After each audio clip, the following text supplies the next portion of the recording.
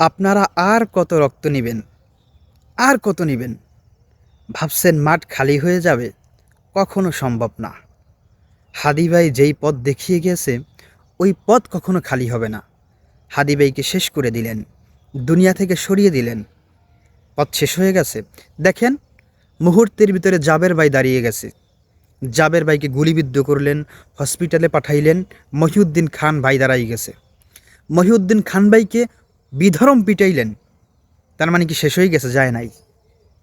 তারপর দেখে মাদ্রাসার স্টুডেন্টটা কীভাবে দাঁড়াই গেল। পুলিশ মনমতো পিটাইছে, কিন্তু এক জাররা পরিমাণ সে জায়গা থেকে লড়ে নাই।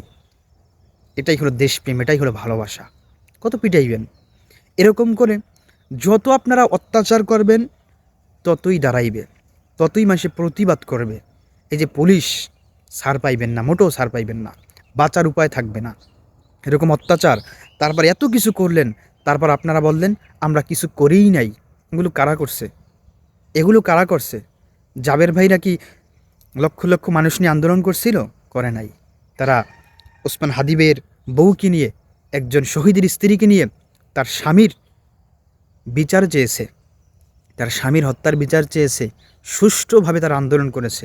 সেটাকে আপনারা, সেটার উপরে তো আপনারা অত্যাচার করলেন, ওসমান হাদিবের বউকে অসম্মান করলেন, সারা দেশবাসীকে দেখাইলেন। যাই হোক, এগুলো কইরেন না। আল্লাহ একটা কথা আছে না, যে আল্লাহ ছাড় দেয় কিন্তু ছেড়ে দেয় না। এই ছাড়টা আপনারা দেবে না।